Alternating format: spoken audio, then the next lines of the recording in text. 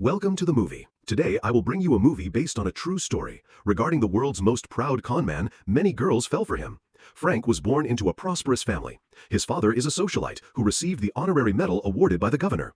His mother is also gentle and beautiful. The two of them often danced in the house, but that life was broken after his father's failure. Because to secure loans from the bank, Dad took Frank to a Macy's shop. But no matter how convincing he was, the store owner didn't care, until he took out a necklace. "What is this? Is this yours?" "I just picked it up there. Perhaps she dropped it." This is the first lesson he taught him. You just need to sweet-talk women. Low prices can turn into high prices. When they arrived at the bank door, he sent his son to pretend to be the driver and park at the sidewalk. Even after receiving a penalty ticket, it would not be towed. When Frank didn't understand, he explained why the Yankee team was always invincible. Because their opponents only care about their handsome uniforms. Most people in the world care about appearances. A boss with self-esteem like his can drive a Cadillac. This is the second lesson he taught his child. Even so, the bank still refused him a loan. Their lives became pathetic. They could only move from the villa to a small apartment. Frank was transferred to a public school. He looked completely different from others. Even when walking in the corridor, people intentionally bumped into him. When he entered the class, a guy deliberately laughed, saying Frank looked like a teacher. Unexpectedly, he quickly said he was the French substitute teacher. Silence fell over the whole class. "My name is Abagnale. Someone, please tell me where I taught before. If no one says, I will remember each one of you. Sit down." The neat uniform and serious appearance convinced these students. He even faked being a real teacher. A week later, his ruse was discovered. The principal called his parents, saying that Frank had scheduled a parent meeting. At the same time, preparing to take students to practice at a French bakery. Frank, while waiting for a sanction, discovered a female student was lying, because there were no wrinkles on her leave voucher. Facing his son's deception, the mother felt very helpless. And his father just laughed at him. The family incident greatly affected Frank. But for his mother, it was a heaven-sent opportunity. During a trip home after school, Frank received the news that his parents were divorcing. He was forced to choose to follow one.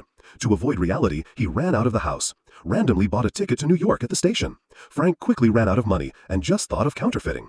He carefully scratched the numbers on a check, then used bleach, took a pen to fix the number 4 to look like a 3, then pasted on the prepared signature. The first fake check in his career was completed. He took that check to all banks. Pretending to be a son buying gifts failed. Pretending to be a good student buying books failed. Pretending to be sick still failed. Until Frank saw a pilot passing by. The uniform was neat, stewardesses surrounded him. There were even people asking for signatures. Frank recalled his father's words. Why is the Yankee team invincible? Because their opponents only care about their handsome uniforms. He decided to become a pilot. Frank pretended to be a reporter, interviewing the management of an aviation company. Not only mastering much common knowledge about flying, but also getting a sample of the ID card pilots must carry. Despite being outdated, it was more than enough for him. After that, he went to a uniform tailor. He walked on the road, feeling the eyes of those around him. Then he took the fake check to the bank for cash. Not only did the staff help enthusiastically, but the manager also came to shake hands. But Frank wasn't satisfied. In an era of undeveloped anti-counterfeiting technology, with a confident attitude, he used the logo on a Pan Am napkin to create a fake ID card. Also clipped it straight. Then wore the uniform into the bank. When the staff checked the check, he quickly complimented her. "Let me say, I know you've heard this a lot, but I have never seen anyone with eyes as beautiful as yours." Others often say that. "How much do you want to cash?" Making money became too easy for Frank. He bought a large number of check models to make counterfeits, but still wasn't satisfied. He conned his way into a real cockpit. Although his mouth talked a good game, in reality, he couldn't find anything. Invited to sit, when the plane slowly flew up, Frank was tense and didn't speak. After calming down, he started walking around chatting up the stewardesses. "Miss, is this seat mine?"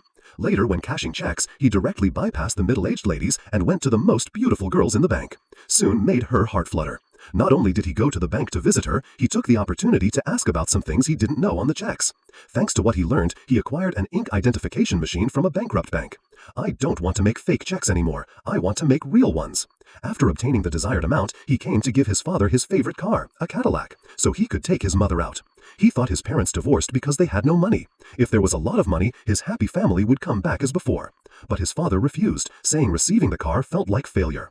He believed he could revive his career. His wife and children would also return to him. After that, he lifted his glass to toast Frank's new job. "Congratulations on becoming the youngest captain." No, I am just the co-pilot." But then he stood up and whispered to his son, "Except for you, others are idiots." It turned out his father soon knew he was lying. A 16-year-old guy could become a professional captain? Not only did he not blame his son, on the contrary, he was very proud. But Frank's actions quickly drew attention. The FBI was assigned to crack this case. Agent Hanratty followed clues on the checks, looking for Frank's residence. Holding his gun, he opened the door and stepped in, seeing Frank leisurely come out from the bathroom. Frank showed no panic, calmly started explaining how he did the counterfeiting on the desk. Put it down for me. Don't stress, I'm cooperating. Frank knew Hanratty didn't know his face, so he pretended to be a Secret Service agent. My name is Barry Allen. The con was almost up. Hanratty carefully checked Frank's papers. Frank also gave his wallet to him.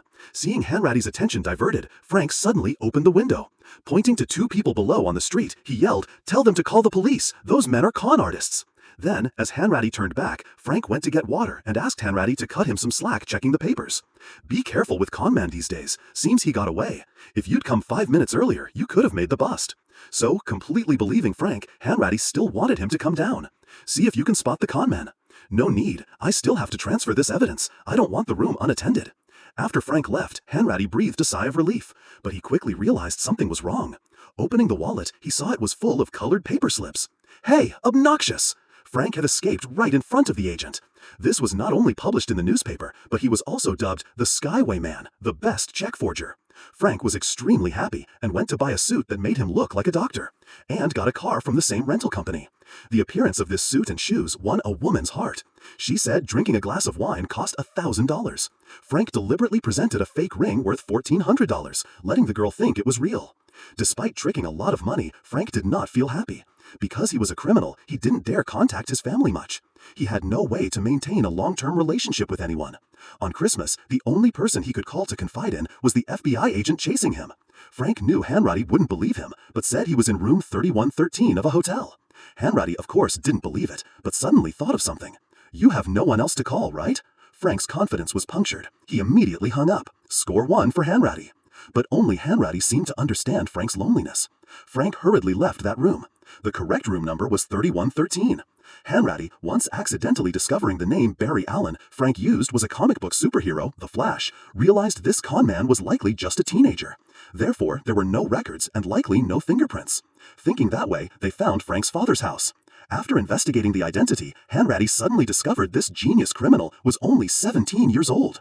He finally knew Frank's real identity. At this time, Frank was hosting a party. A friend accidentally got injured, so he went to the hospital to visit. Seeing a nurse crying, he went to comfort her. With just a few compliments, she was charmed.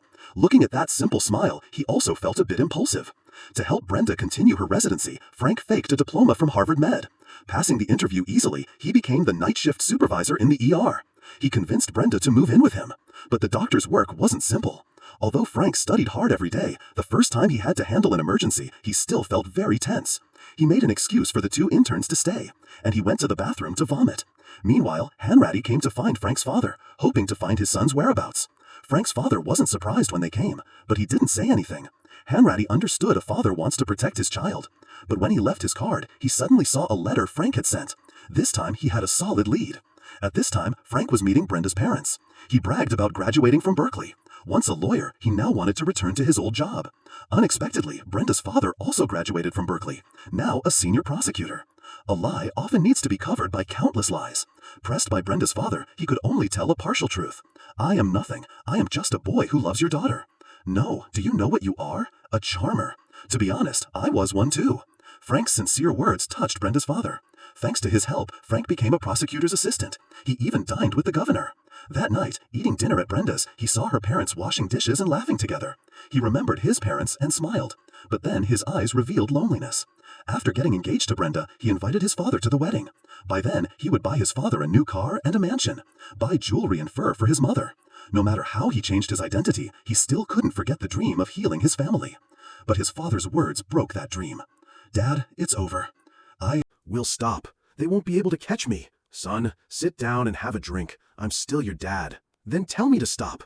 I can't stop you. Frank turned to leave. He understood why his father didn't try to stop him. But the only person he could confide in was probably the agent. Another Christmas season. Frank called Hanratty. I want to end everything. I want to stop. Want to get married. I want stability. Frank pleaded to turn himself in.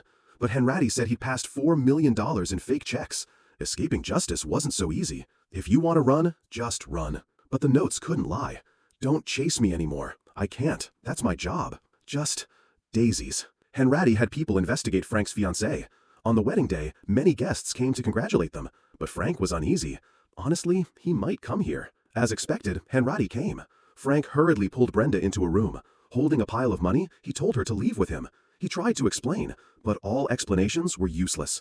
They've reached this floor. Frank jumped out the window and told Brenda to meet him in 2 days at the airport to leave together. After Hanratty entered the room, Frank had disappeared.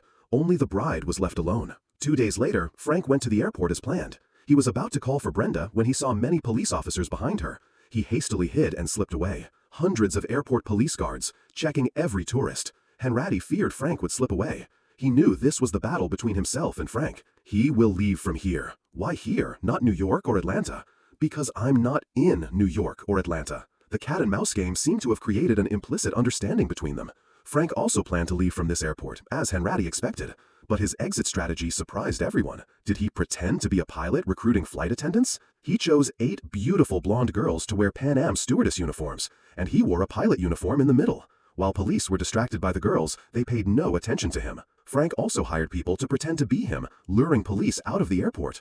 By the time they realized, he had fled. 7 months later, Hanratty got news Frank was printing checks in France, because Frank's father knew people in France. When Hanratty arrived, Frank was printing frantically. Seeing Hanratty, he seemed almost relieved. Merry Christmas. We always say Merry Christmas. A busy con artist. A man who must pursue him even on Christmas. 2 people equally lonely. That greeting was like meeting an old friend. Frank didn't want to go to jail, so he tried to run. Police surrounded the building. They were furious, wanting to shoot him right away. Don't do anything else. Mr. Abagnale is very good. Just keep deceiving me like that. Keep walking. Keep continuing until it comes true. Meaning, keep cooperating until we get him safely. They will kill him. Faced with Frank, Hanratty took the initiative, letting Frank put on the handcuffs himself. When they stepped outside, they heard singing from a church. You did good. At that moment, police rushed to arrest Frank. Hanratty ensured Frank was extradited to the U.S., not wanting him sentenced severely in France. On the plane, Hanratty told him bad news. His father had passed away. Frank didn't dare believe it, but then burst into tears. Then went to the toilet vomiting. When Hanratty noticed the unusual time and opened the door, Frank had disappeared. Only a screw left on the ground. While police searched the plane for Frank, he went to his mother's new house. The scene inside was very warm. Mom laughed happily with her new husband. She seemed very happy. A young girl walked to the front window. Where is my mother? Seeing his mother had a new child, Frank was completely devastated. His parents had new lives. The happy family in his memory would never come back. He felt like an orphan. After the police arrived, Frank didn't run. Get your children out of here. The court sentenced him to 12 years in prison and locked him in solitary confinement. One Christmas, Hanratty came to visit Frank, bringing comic books. He accidentally discovered Frank had excellent fraud investigation skills. A genius like this rotting in jail was a pity. Hanratty recruited Frank into the FBI, specializing in financial fraud cases. On his first day, Frank was a bit worried. How long do I have to work here? 8 a.m. to 5 p.m., 45 minutes for lunch. How long? I mean, like my sentence. 5 years supervised release. Then you're free. No more prison. Now you work like normal people. Frank also felt a bit confused. Looking at a pilot uniform hanging in a store window, he suddenly had an idea. On a weekend, he wore a pilot uniform. Hanratty followed behind, not yelling or chasing. Look, Frank, no one's chasing you anymore. It seemed in their years of pursuit, an unspoken bond had formed between them. Frank knew Hanratty was the only one who truly heard him. Hanratty could have just locked him up, avoiding more trouble. But he didn't. Although he said, "Sorry, kid," he really wanted to save a lost kid. That hidden care was almost fatherly, unlike Frank's own father. At 10 a.m. on Monday, Frank returned to the office. Hanratty was also there. When a case baffled them, Frank didn't respond at first, but then habitually analyzed it brilliantly. Living in lies was much easier. But from now on, he wanted to live honestly. Today's story ends here. What do you think about this movie? Leave your opinion below so I know. And don't forget to subscribe to the channel and watch my other videos. Bye!